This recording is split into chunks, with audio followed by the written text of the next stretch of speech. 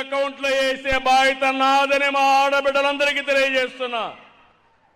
మీరు ఒక పని చేయండి, ఇంటి పైన సోలార్ పెట్టుకోండి, స్టవ్లు పెట్టుకోండి, ఇండక్షన్ స్టవ్లు పెట్టుకోండి.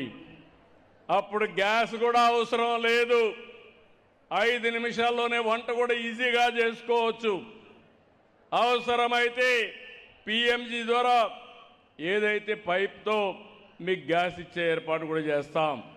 దీనివల్ల పొల్యూషన్ చాలా వరకు తగ్గే పరిస్థితి వస్తుంది. ఇంకో పక్కన మీరు ఏసీ కూడా పెట్టుకోవచ్చు. ఎండుంటే మీ కార్లు కానీ, సైకిళ్ళు కానీ, స్కూటర్లు కానీ మీ ఇంటి దగ్గరనే ఛార్జ్ చేసుకుంటే 1 పైసా ట్రాన్స్పోర్టేషన్కి అవసరం లేదు, కుకింగ్కి అవసరం లేదు. ఈ విషయం మీరు గుర్తుపెట్టుకోవాల్సిన అవసరం ఉంది. నేను ఆలోచించేది మొట్టమొదటి స్టేజీ ఓడిఎఫ్ ప్లస్కి వెళ్ళాలి. రెండోది నెట్ జీరో. పిల్లలు నాకంటే బాగా చెప్పారు. ఆ స్కూల్లో కురిసిన వర్షాన్ని భూగర్భ జలాలుగా మార్చడం, వాళ్ళ స్కూల్ పైనే సోలార్ ప్యానెల్ పెట్టి కరెంటు తయారు చేసుకోవడం.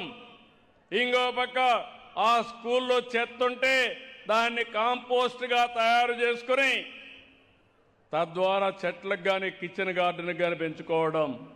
ఇప్పుడు చెట్లు పెట్టే కార్యక్రమం కూడా ప్రతి స్కూల్లో ఎక్కడ ప్లేస్ ఉంటే అక్కడ అరణ్యాలు తయారు చేయబోతున్నాం. అదే ఆ చిన్న పాప చాలా బ్రహ్మాండంగా చెప్పింది. మనస్ఫూర్తిగా అభినందనలు. నీకంతా కూడా ఆ పాపని నేను మనస్ఫూర్తిగా ఆశీర్వదిస్తున్నా. ఎంత 3వ తరగతి, చక్కని ఇంగ్లీషు, చక్కని భాష నాలెడ్జ్ కూడా. ఆ పాపకు సరిగా చదివిస్తే రేపు 20, 30, 15 సంవత్సరాల తర్వాత మీరు ఒక్కసారి ఊహించండి, ఆ పాప ఏదైనా చేసే శక్తి వస్తుందా లేదో ఒక్కసారి మీరు ఆలోచించుకోవాలి.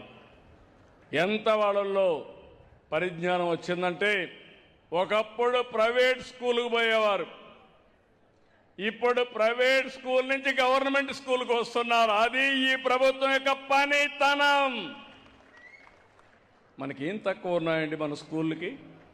ప్రైవేట్ స్కూళ్ళన్నీ రెంటెడ్ బిల్డింగ్లు, సరైన ప్రెమిసెస్ ఉండదు.